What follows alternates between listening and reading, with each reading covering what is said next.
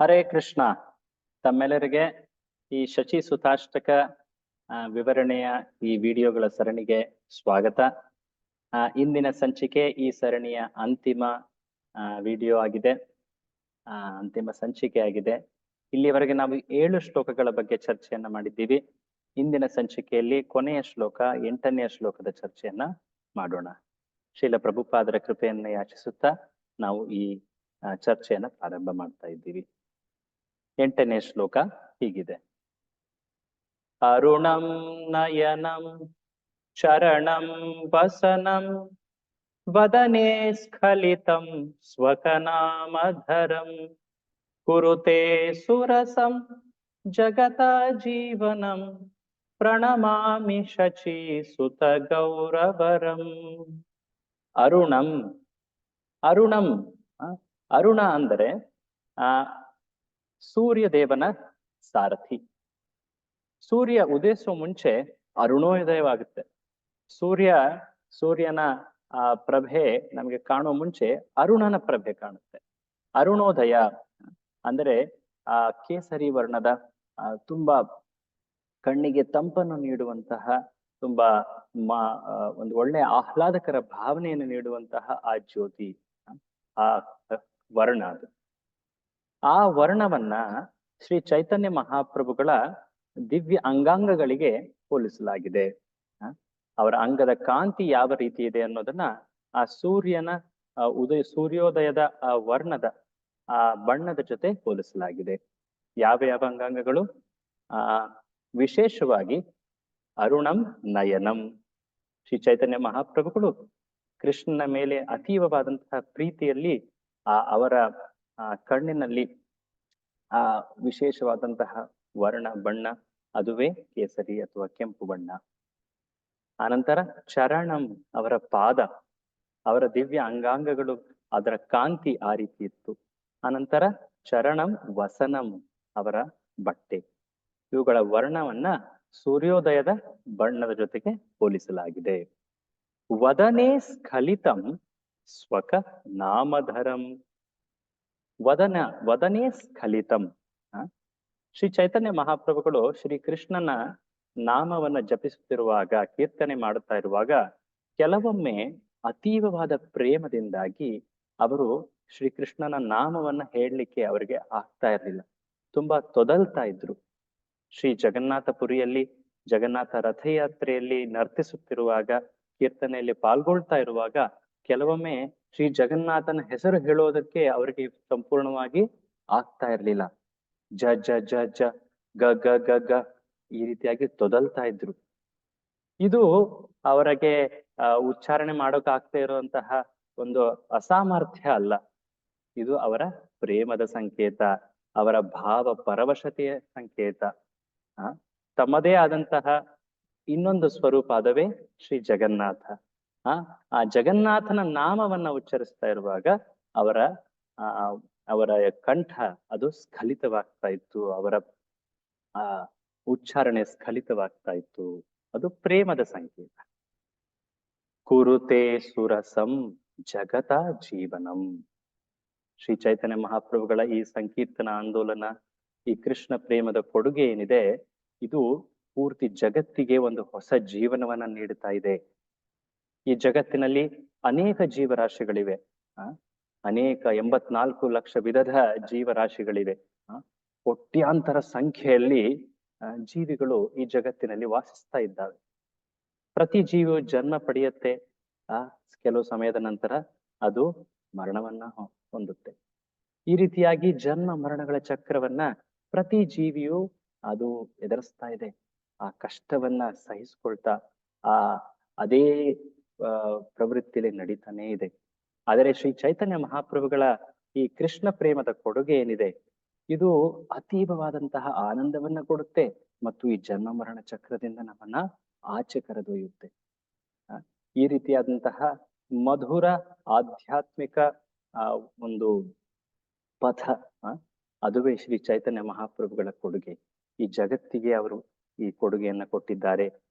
ಇದರಿಂದಾಗಿ ನಾವು ಅನಂತ ಜೀವನದ ಕಡೆ ಆ ಮಾರ್ಗದಲ್ಲಿ ತುಂಬಾ ಸಂತೋಷದಿಂದ, ತುಂಬಾ ದೃಢತೆಯಿಂದ ಸ್ಥೈರ್ಯದಿಂದ ಆ ತುಂಬಾ ಸೂಚಕರವಾದಂತಹ ಈ ಮಾರ್ಗದಲ್ಲಿ ನಾವು ಪ್ರಯಾಣ ಮಾಡಬಹುದು.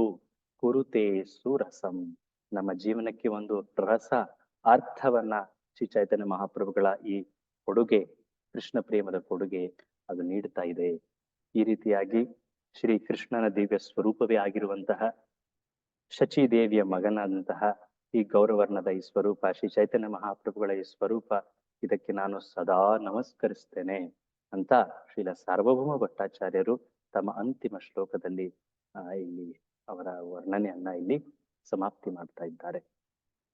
ಶ್ರೀ ಚೈತನ್ಯ ಮಹಾಪ್ರಭುಗಳ ಚರ್ಚೆಯಲ್ಲಿ, ಲೀಲೆಗಳ ಚರ್ಚೆಯಲ್ಲಿ ನಾವಿಲ್ಲಿಯವರೆಗೆ ಅವರ ಬಾಲ್ಯ, ಅವರ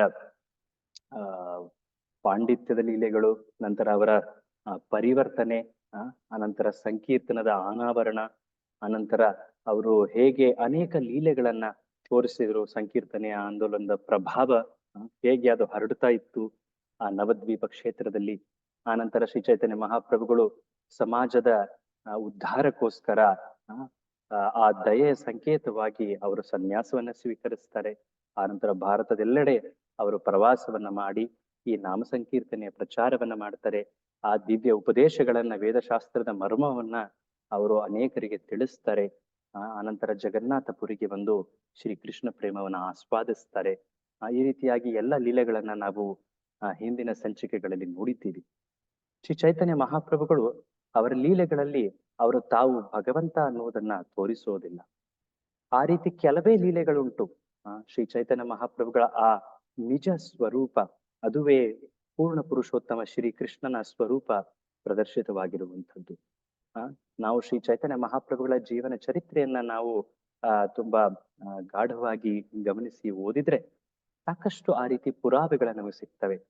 ಶ್ರೀ ಚೈತನ್ಯ ಮಹಾಪ್ರಭುಗಳು ತಮ್ಮ ಪ್ರಿಯ ಭಕ್ತರಿಗೆ ಆ ದಿವ್ಯ ಸ್ವರೂಪವನ್ನ, ತಮ್ಮ ನಿಜ ಸ್ವರೂಪವನ್ನ ತೋರಿಸಿದ್ದಾರೆ. ಶ್ರೀಲ ರಾಮಾನಂದ ರಾಯರಿಗೆ ಶ್ರೀ ಚೈತನ್ಯ ಮಹಾಪ್ರಭುಗಳು ತಾವು ಹೇಗೆ ಶ್ರೀ ರಾಧಾಕೃಷ್ಣ ಸ್ವರೂಪ ಅನ್ನುವುದನ್ನ ತೋರಿಸಿದ್ದಾರೆ. ಆ ನಂತರ ಅದ್ವೈತಾಚಾರ್ಯರಿಗೆ ಅವರು ವಿಶ್ವರೂಪ ದರ್ಶನವನ್ನ ತೋರಿಸಿದ್ದಾರೆ.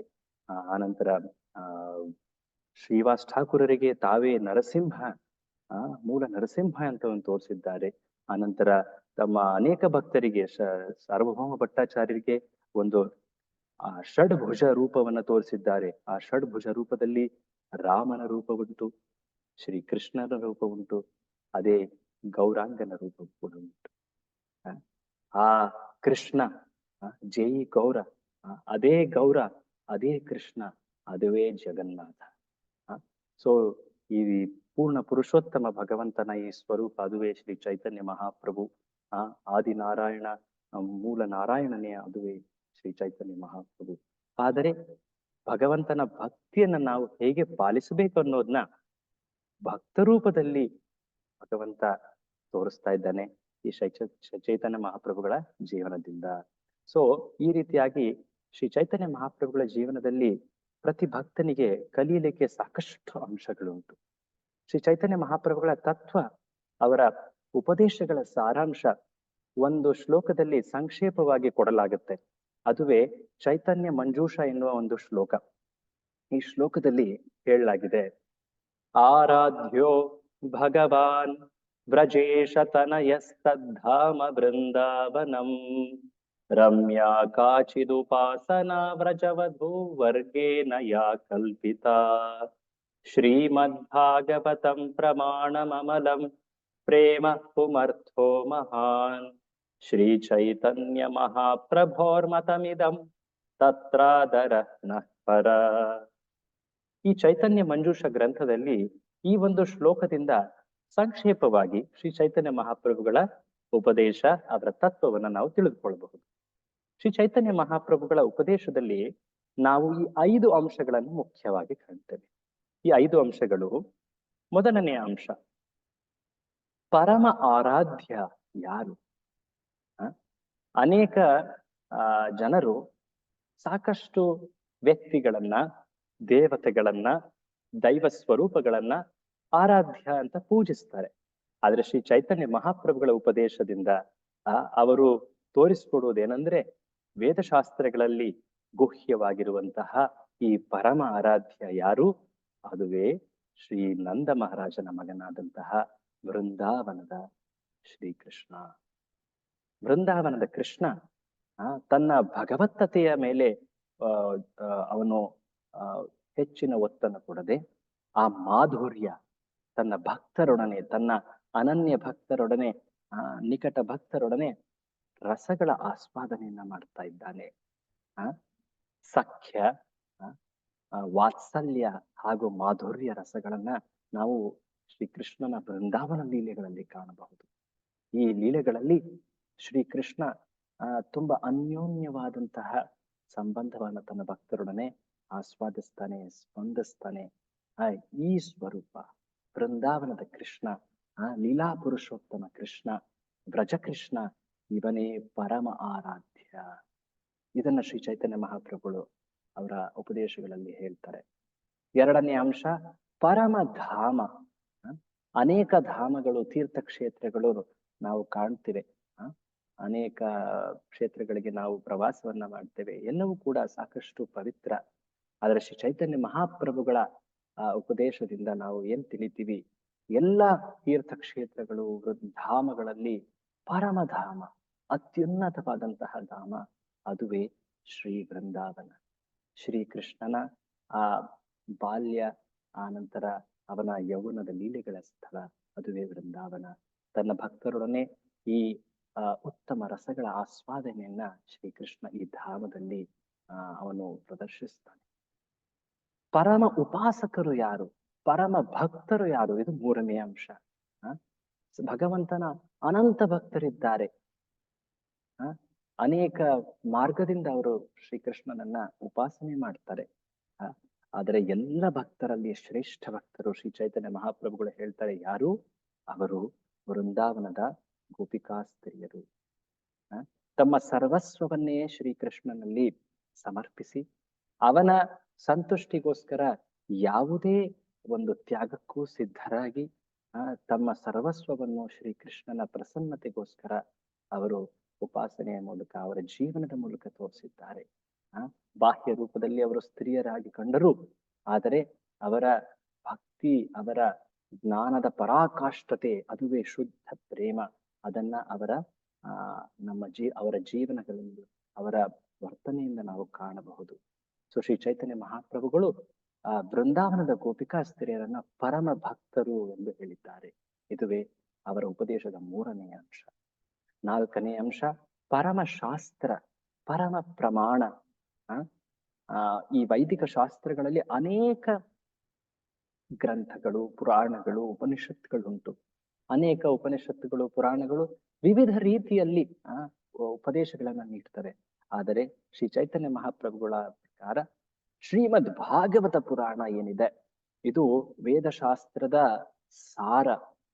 ಇದು ವೇದಶಾಸ್ತ್ರದ ಒಂದು ನಿಗಮ ಕಲ್ಪತರೋರ್ ಗಲಿತಂ ಫಲಂ. ವೇದಶಾಸ್ತ್ರವನ್ನ ಒಂದು ಮಾವಿನ ಮರಕ್ಕೆ ಹೋಲಿಸಿದರೆ ಆ ಮಾವಿನ ಮರದ ಅತ್ಕೃಷ್ಟ, ಅತ್ಯಂತ ಉದಾತ್ತವಾದಂತಹ, ಉತ್ತಮವಾದಂತಹ ಕೊಡುಗೆ ಎಂದರೆ ಅದುವೇ ಮಾವಿನ ಹಣ್ಣು. ಪೂರ್ತಿ ಫಲಿತವಾದಂತಹ ಆ ಮಾವಿನ ಹಣ್ಣು, ವೇದಶಾಸ್ತ್ರದ ಈ ವೃಕ್ಷದ ಆ ಹಣ್ಣು ಯಾವುದು, ಅದುವೇ ಶ್ರೀಮದ್ ಭಾಗವತಂ. ಅಮಲ ಪುರಾಣವೆಂದೇ ಇದನ್ನ ಹೇಳಲಾಗಿದೆ. ಈ ಶ್ರೀಮದ್ ಭಾಗವತದಲ್ಲಿ ಶ್ರೀಕೃಷ್ಣನ ಎಲ್ಲ ಅವತಾರಗಳ ವರ್ಣನೆ, ಅವನ ಭಕ್ತರ ವರ್ಣನೆ, ಅನಂತರ ಶ್ರೀಕೃಷ್ಣನ ಲೀಲೆಗಳ ವರ್ಣನೆ ಎಲ್ಲವನ್ನ ನಾವು ಈ ವಿಶೇಷ ಗ್ರಂಥದಲ್ಲಿ ಶ್ರೀಲ ಶುಕ ಮುನಿಗಳ ಅಮೃತ ವಚನಗಳಿಂದ ನಾವು ಕಾಣ್ತೇವೆ. ಅದುವೇ ಶ್ರೀಮದ್ ಭಾಗವತ ಪುರಾಣ. ಐದನೇ ಅಂಶ ಜೀವನದ ಪರಮ ಪ್ರಾಪ್ತಿ. ಅದು ಏನು? ಕೇವಲ ಧಾರ್ಮಿಕ ಕಾರ್ಯಗಳು, ರೀತಿ ನೀತಿಗಳು, ಅಥವಾ ಅರ್ಥ ಸಂಪತ್ತಿ, ಅಥವಾ ಕೆಲವು ಭೋಗಗಳನ್ನ, ಅಥವಾ ಮುಕ್ತಿ, ಇವುಗಳು ಪರಮ ಪ್ರಾಪ್ತಿಯಲ್ಲ.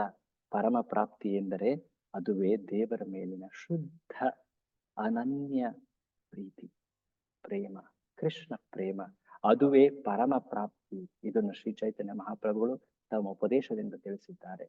ಈ 5 ಅಂಶಗಳು ಇದು ಒಂದು ರೀತಿಯ ಸಂಕ್ಷೇಪ ಅಥವಾ ಸಾರಾಂಶ ಮಾತ್ರ. ಶ್ರೀ ಚೈತನ್ಯ ಮಹಾಪ್ರಭುಗಳು ತಮ್ಮ ಉಪದೇಶವನ್ನ ಮುಖ್ಯವಾಗಿ ತಮ್ಮ ಶಿಷ್ಯರಾದಂತಹ ಗೋಸ್ವಾಮಿಗಳಿಗೆ ತಿಳಿಸಿದ್ದಾರೆ. ಮುಖ್ಯವಾಗಿ ರೂಪ ಗೋಸ್ವಾಮಿ ಮತ್ತು ಸನಾತನ ಗೋಸ್ವಾಮಿ ಇವರಿಗೆ ಖುದ್ದಾಗಿ ತಾವೇ ಅನೇಕ ದಿನಗಳವರೆಗೆ ಈ ವೇದಶಾಸ್ತ್ರಗಳ ಸಾರವನ್ನ ಉಪದೇಶ ನೀಡಿದ್ದಾರೆ. ಈ ಗೋಸ್ವಾಮಿಗಳು ನಂತರ ಶ್ರೀ ಚೈತನ್ಯ ಮಹಾಪ್ರಭುಗಳ ಉಪದೇಶವನ್ನ ವಿಸ್ತೃತವಾಗಿ ವರ್ಣನೆಯನ್ನ ಮಾಡ್ತಾ ಸಾವಿರಾರು ಲಕ್ಷಾಂತರ ಶ್ಲೋಕಗಳನ್ನ ತಮ್ಮ ಕೃತಿಗಳಲ್ಲಿ ಇದನ್ನ ವಿಸ್ತರಣೆಯಿಂದ ವಿವರಿಸಿದ್ದಾರೆ. ಮುಖ್ಯವಾಗಿ ಈ ಗೋಸ್ವಾಮಿಗಳು 6 ಜನರಿದ್ದಾರೆ.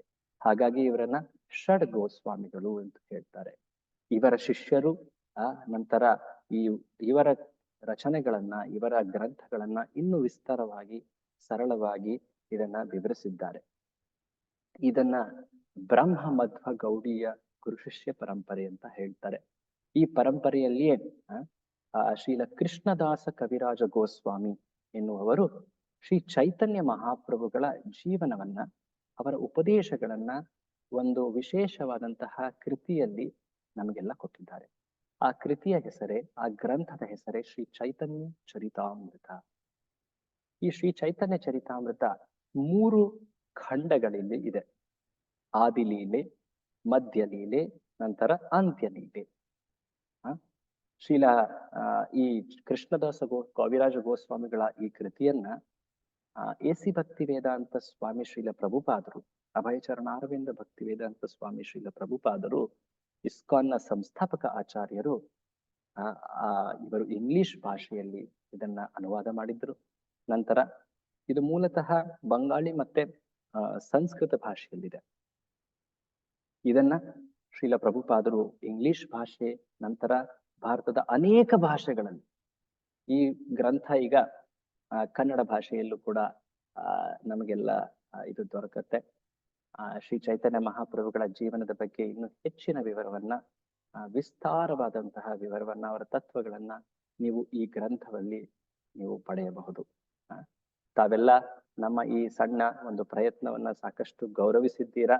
ತಮಗೆಲ್ಲ ನಮ್ಮ ಸಾಕಷ್ಟು ಅಭಿನಂದನೆಗಳು.